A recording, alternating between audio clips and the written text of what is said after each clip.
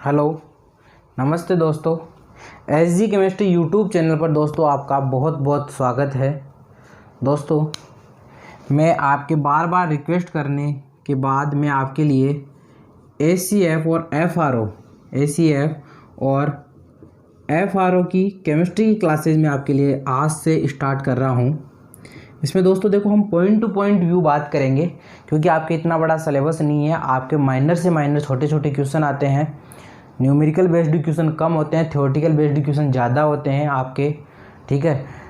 वैज्ञानिकों से संबंधित ज़्यादा क्वेश्चन होते हैं, डाटा से संबंधित ज़्यादा क्वेश्चन होते हैं, तो अपन उसी के तरीके से बात करेंगे। लेकिन फिर भी अगर कोई स्टूडेंट अगर इसे गंभीरता से पढ़ना चाहे, थोड़ा डीपली पढ़ना चाहे, तो मैं एटम का ही एक दूसरा जेट के नाम से कोई पेपर होता है, मैं उस पेपर का लिंक आपको मैं इसके डिस्क्रिप्शन में दे रहा हूँ, या फिर मैंने जेट के नाम से जितने भी वीडियो डाल रखे हैं केमिस्ट्री सब्जेक्ट के, वो आप सारे के सारे टॉपिक्स आप देख लीजिए, आपका वहाँ से भी क्लियर हो जाएगा, ठीक है। लेकिन यहाँ केवल अपन पॉइंट टू पॉइंट व्यू के बारे में ही बात करेंगे। तो आज का हमारा टॉपिक है एटम।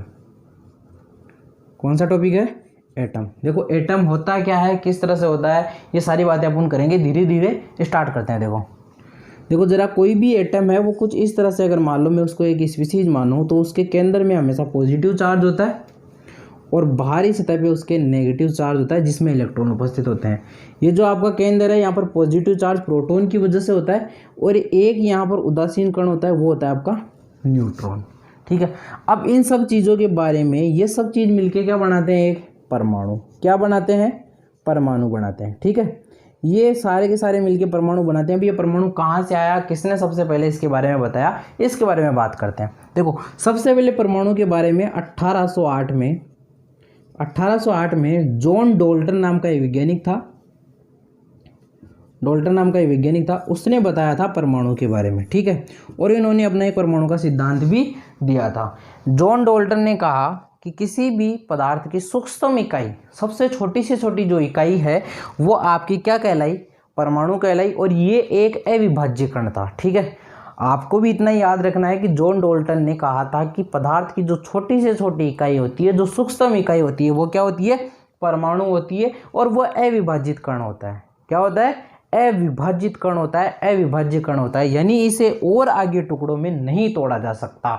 लेकिन बाद के जो फर्दर्स वैज्ञानिक आए, उन्होंने बहुत से एक्सपेरिमेंट किए और उन्होंने बताया कि परमाणु को तोड़ा जा सकता है, उसमें बहुत से कण पाए जाते हैं, इलेक्ट्रॉन, प्रोटॉन, न्यूट्रॉन, एंटीप्रोटिनो, बहुत से कण उन्होंने बताए। लेकिन आपको उनके बारे में चर्चा नहीं करनी है, आपको केवल इतना सा पढ़ना है, क्योंकि आपके सिलेबस में यही चीज़ आएगी, ठीक है। अब देखो, जॉन डॉल्टन साहब ने इतनी बातें बता दी। अब जॉन डॉल्टन साहब ने कहा कि देखो, तत्व और यौगिक दो तरह के बनते हैं। तो तत्व में समान समान परमाणु, समान समान आकार के, वेट के, जिस तरह के भी हो, समान समान अगर परमाणु मिलकर बनाएं तो वो तो तत्व बनाएंगे, और डिफरेंट अलग अलग बनाएंगे, वो क्या बनाएंगे? यौगिक बनाएंगे, ठीक है। ये किसने कहा? जॉन डॉल्टन ने कहा, ठीक है। कब कहा? 1808 में कह दिया था। अब इसके बाद देखो, आपको यहाँ पता चल रहा है कि ये इलेक्ट्रॉन है। इलेक्ट्रॉन पे देखो आपको कौन सा चार्ज दिख रहा है? नेगेटिव चार्ज दिख रहा है, ठीक है। नेगेटिव चार्ज दिख रहा है, और ये नेगेटिव चार्ज कितना होता है? -1.6 × 10⁻⁻19 कूलाम होता है, ठीक है। आपको प्रोटॉन में पॉजिटिव चार्ज दिख रहा है, ये पॉजिटिव चार्ज कितना होता है? इलेक्ट्रॉन के चार्ज के बराबर ही होता है, केवल जो इसकी जो स्थिति है वो चेंज हो जाती है। यानी इसकी नेगेटिव वाली पोजीशन है तो इसकी कौन सी पोजीशन होती है? पॉजिटिव वाली। 1.6 × 10⁻⁻19 कूलाम। ये चीज समझ में आई क्या? अब देखो, न्यूट्रॉन होता है। अब न्यूट्रॉन तो इसमें कण उपस्थित है, लेकिन मैंने ऐसा थोड़ी कहा कि न्यूट्रॉन पे पॉजिटिव आवेश होता है कि नेगेटिव आवेश होता है। दोस्तों, न्यूट्रॉन पे कोई आवेश नहीं होता। न्यूट्रॉन एक उदासीन कण होता है। कैसा कण होता है? उदासीन कण होता है। तो आपसे यह भी पूछा जा सकता है कि परमाणु में उदासीन कण कौन सा होता है? इलेक्ट्रॉन, प्रोटॉन या कि न्यूट्रॉन? आंसर क्या हो जाएगा? Neutron. Positive charge proton, negative charge electron. अब देखिए, आपका जो इलेक्ट्रॉन और प्रोटॉन है, इन दोनों को जॉन डॉल्टन ने क्या कहा था? अपरमाणु के कण। अपरमाणु के कण। कौन से कण? अपरमाणु कण। उसके अलावा प्रोटॉन और न्यूट्रॉन को क्या कहा गया है? न्यूक्लियॉन। क्या कहा गया है? न्यूक्लियॉन। याद रखना, प्रोटॉन और न्यूट्रॉन के योगफल को कहते हैं P+ एन को, यानी मैं ये भी कह सकता हूँ P+N बराबर A होता है, यानी प्रोटॉन और न्यूट्रॉन की संख्या के योग के बराबरी आपकी क्या होती है, द्रव्यमान संख्या, जिसे A से डिनोट करते हैं एटॉमिक वेट से। समझ में आई क्या? तो A बराबर P+N होता है, जिसे क्या कहा जाता है, न्यूक्लियन कहा जाता है। क्या कहा जाता है? न्यूक्लियन कहा जाता है। अब देखो परमाणु के बारे में अलग अलग वैज्ञानिकों ने बहुत से सिद्धांत दिए, ठीक है। अब इसमें 4 वैज्ञानिक ऐसे हुए थे जिन्होंने पुराना सिद्धांत दिया और फिर उसके बाद आधुनिक सिद्धांत आया। तो वो जो चारों वैज्ञानिक थे मैं उनके बारी बारी से आपको नाम बताता हूँ। ऐसे बहुत से वैज्ञानिक हैं, लेकिन मैं जनरली बात केवल 4 वैज्ञानिकों की करूँगा, ठीक है। पहला वैज्ञानिक का नाम था आपका जे थॉमसन। कौन सा? जे थॉमसन, याद रहेगा, जे सरियलो। दूसरा आपका था रदरफोर्ड। कौन सा था? रदरफोर्ड था, ठीक है। तीसरा आपका कौन सा था? बोर। कौन सा था? बोर। तीसरा आपका चौथा आपका कौन सा आया? सोमरफेल्ड। कौन आया? सोमरफेल्ड। इन चारों ने परमाणु के बारे में बहुत से मॉडल दिए और इन चारों परमाणु मॉडलों का एक निष्कर्ष निकला था, सबसे इंपॉर्टेंट। वो निष्कर्ष ये निकला था कि चारों के चारों परमाणु मॉडल ये कहते थे कि इलेक्ट्रॉन ऐसे ही किसी कक्षा में गति करता है, बस। क्या? इलेक्ट्रॉन ऐसे ही गति करता है। ये तो थे क्या? पुराने मॉडल। अब नया मॉडल आया। कौन सा आया? नया मॉडल आया। कब आया? 1927 में आया। कब आया? 1927 में आया। कौन सी सन में? 1927 में, ठीक है। किसने दिया था? जर्मन व डेविसन। किसने दिया था? जर्मन व डेविसन ने दिया। जर्मन व डेविसन ने दिया। कब दिया? 1927 में दिया। ये किस पे आधारित था? इलेक्ट्रॉन विवर्तन पे। किस पे आधारित था? इलेक्ट्रॉन विवर्तन पर आधारित था। विवर्तन पर क्या था? आधारित था ये मॉडल, ठीक है। और इसे क्या कहा गया था? आधुनिक सिद्धांत। क्या कहा गया था? आधुनिक सिद्धांत। याद रखना, आधुनिक सिद्धांत यही था। पुराने सिद्धांत 4 वैज्ञानिकों ने दिए थे, उनके बारे में मैं आपको बता चुका हूँ। आधुनिक सिद्धांत जर्मन व डेविसन ने दिया था, इलेक्ट्रॉन विवर्तन पे आधारित था, 1927 में दिया था। इसके बाद देखो बात करते हैं, इंपॉर्टेंट बात क्या आई। देखो एक भारतीय दार्शनिक वैज्ञानिक भी थे, महर्षि कर्णाद। क्या नाम था उनका? महर्षि कर्णाद, ठीक है। इन्होंने भी परमाणु को अविभाज्य कण माना था। क्या माना था? अविभाज्य कण माना था। क्लियर है यहाँ तक? इसके बाद देखो इंपॉर्टेंट चीजें कहाँ से क्या निकल के आती है, कौन सी चीजें निकल के आती है। देखो इसके बाद ये आई कि प्रोटॉन की खोज किसने की? ये लो मैंने प्रोटॉन लिख दिया। उसके बाद आई इलेक्ट्रॉन की खोज किसने की? ये लो मैंने इलेक्ट्रॉन भी लिख दिया। उसके बाद आई न्यूट्रॉन की खोज किसने की, ठीक है। इनकी खोज किसने की, किस तरह से हुई, ये सारी बातें करेंगे। देखो आपसे क्वेश्चन ये पूछा जा सकता है कि न्यूट्रॉन की खोज इलेक्ट्रॉन और प्रोटॉन की खोज के बाद क्यों हुई? तो इसका रीजन ये था कि ये एक उदासीन कण था और उदासीन स्पीशीज होने की वजह से ये मैक्सिमम चीजों से रिएक्ट ही नहीं करता था। अब जब रिएक्ट ही नहीं करेगा तो इसकी प्रॉपर्टीज के बारे में कैसे पता चलेगा? और अगर इसकी प्रॉपर्टीज के बारे में पता नहीं चलेगा तो कैसे डिफाइन कर पाएंगे कि ये कोई इसमें कोई कण भी है? जैसे मैंने कोई परमाणु लिया, अब इलेक्ट्रॉन की खोज करते वक्त इन्होंने कुछ ऐसा पार्टिकल दिया जिससे केवल इलेक्ट्रॉन ने रिएक्ट किया, तो उनको पता चल गया कि इसमें कोई ऐसा पार्टिकल है जो इनसे रिएक्ट करता है और इलेक्ट्रॉन की खोज हो गई। अब प्रोटॉन की खोज के टाइम पे उन्होंने कोई पॉजिटिव पार्टिकल के लिए किया, प्रोटॉन की खोज हुई। अब न्यूट्रॉन की खोज कैसे होती? उन्होंने पॉजिटिव देख के देख लिया, नेगेटिव देख के देख लिया, फिर ऐसा कौन सा देते? इसलिए इसकी खोज सबसे लास्ट में हुई थी इन तीनों में। और जो वैज्ञानिक ने खोज की थी वो कौन सा था? चैडविक था। कौन था? चैडविक, जेम्स चैडविक इनका पूरा नाम था। इलेक्ट्रॉन की खोज किसने की थी? जे थॉमसन सर ने की थी। किसने की थी? जे थॉमसन सर ने की थी। प्रोटॉन की खोज किसने की थी? गोल्डस्टीन ने की थी। किसने की थी? गोल्डस्टीन ने की थी, ठीक है।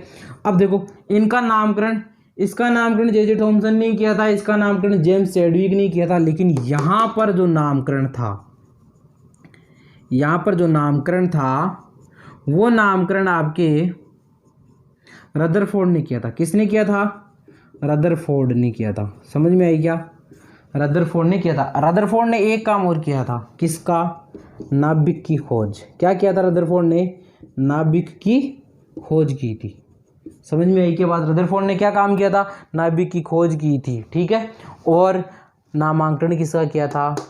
प्रोटॉन का नामांकन किया था। इसके बाद देखो प्रोटॉन का द्रव्यमान क्या होता है, इलेक्ट्रॉन का द्रव्यमान क्या होता है, न्यूट्रॉन का द्रव्यमान क्या होता है, तीनों में से कौन सबसे हल्का होता है, कौन सबसे भारी होता है, तुलनात्मक रूप से बात करेंगे। देखो प्रोटॉन का जो द्रव्यमान होता है वो होता है 1.67 2 इंटू 10⁻⁻27 kg, ठीक है। इलेक्ट्रॉन का द्रव्यमान होता है 9.1 इंटू 10⁻31 kg।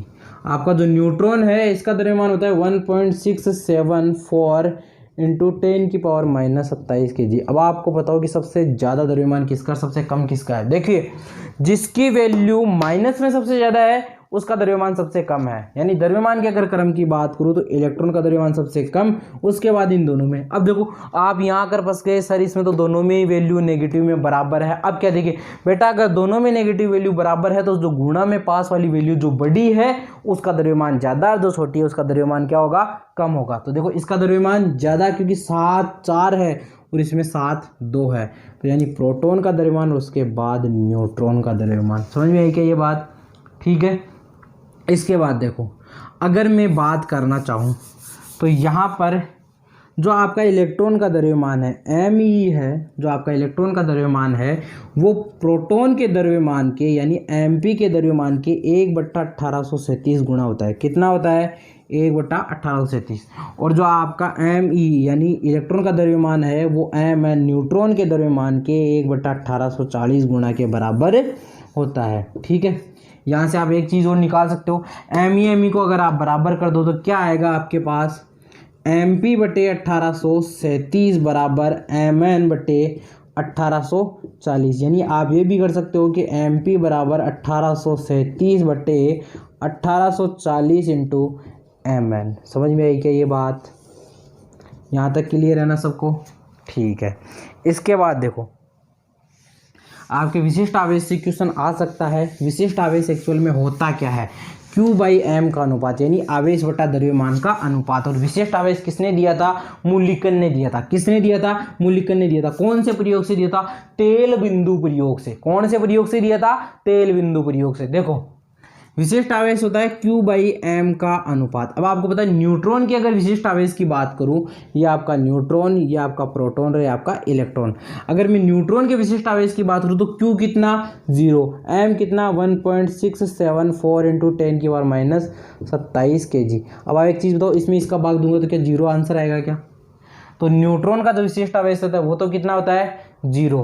प्रोटॉन का विशिष्ट आवेश कितना होता है 1.6 इंटू 10⁻⁻19 गुलाम बटे 1.6 इंटू 10⁻⁻27 kg, ठीक है। अगर इस तरह से अगर आप वैल्यू चेक करते हो तो इसकी वैल्यू आती है, देखो ये 27 ऊपर जाएगा तो किस तरह से बन जाएगा, ये इससे कैंसिल आउट हो जाएगा और ये ऊपर जाएगा तो कितना बचेगा 8 हो जाएगा। 10⁸ भी बचता है या 9.51 इंटू 10⁻7 गुलाम पर kg इसका एग्जैक्ट आंसर है, ठीक है। आप ये भी कर सकते हो, ये भी कर सकते हो, लेकिन एग्जैक्ट आंसर कौन सा है, ये वाला। अगर मैं इलेक्ट्रॉन की बात करूँ तो कितना होता है 1.6 इंटू 10⁻⁻19 गुलाम बटे 9.1 इंटू 10⁻31 kg। अगर इस तरह से बात करूँ तो ये आता है 1.76 इंटू 10⁻11 गुलाम पर kg। अगर मैं तीनों के विशिष्ट आवेश की बात करूँ, सबसे ज़्यादा विशिष्ट आवेश इलेक्ट्रॉन का, उसके बाद आपके प्रोटॉन का, उसके बाद आपके न्यूट्रॉन का, क्योंकि न्यूट्रॉन का हमेशा क्या होता है 0। अब आप एक चीज़ याद रखना, कोई भी स्पीशीज ऐसी हो तो वो हमेशा न्यूट्रॉन से तो आगे ही आएगी। जैसे मैं अल्फा कण के विशिष्ट आवेश की बात करूं तो अल्फा कण का विशिष्ट आवेश क्या होगा, अल्फा कण एक्चुअल में होता क्या है, अल्फा कण होता है हीलियम का नाभिक। क्या होता है, हीलियम का नाभिक, He2 4+2 इस तरह से होता है अल्फा कण हीलियम का नाभिक। तो आवेश कितना है 2, द्रव्यमान कितना है 4। तो किस तरह से रखूंगा मैं, अगर रखना चाहूँ तो 2 गुणा 1.6 इंटू 10⁻⁻19 और 4 बटे 1.6 इंटू 10⁻⁻27। समझ गए क्या। यहाँ से देखो ये वैल्यू और ये वैल्यू क्या प्रोटॉन के बराबर है क्या, तो ये वैल्यू तो चेंज है, तो इस वैल्यू को कितना कैसे सॉल्व करोगे 1/2 आ जाएगा। यानी प्रोटॉन का जो मान है उसका 1/2 कर दो। प्रोटॉन का मान ये है, अगर इसका 1/2 करूंगा तो कितना हो जाएगा 4.75 इंटू 10⁻7 गुलाम पर kg। ये बात समझ में आई क्या, ठीक है दोस्तों। आज की इस वीडियो में इतना ही। इसके बाद अपन बात करेंगे रदरफोर्ड के मॉडल के बारे में, बोर के परमाणु मॉडल के बारे में, हाइजेनबर्ग के अनिश्चितता सिद्धांत के बारे में, और सबसे अंतिम में पढ़ेंगे क्वांटम सिद्धांत, क्वांटम क्या होता है। उसके बाद फिर अपन n+l का नियम पढ़ेंगे, ओबो जो रूल है वो पूरा का पूरा इस प्रिंसिपल पढ़ेंगे। ठीक है दोस्तों, अगर आपको ये वीडियो पसंद आया हो तो इसके बाद मैं नेक्स्ट वीडियो तभी बनाऊंगा जब आपका इस वीडियो के प्रति रेस्पॉन्स अच्छा रहेगा। ठीक है दोस्तों, तो मुझे कमेंट करके बताइए कि मुझे ACF का नेक्स्ट वीडियो बनाना है या नहीं बनाना। ठीक है दोस्तों, थैंक यू वेरी मच।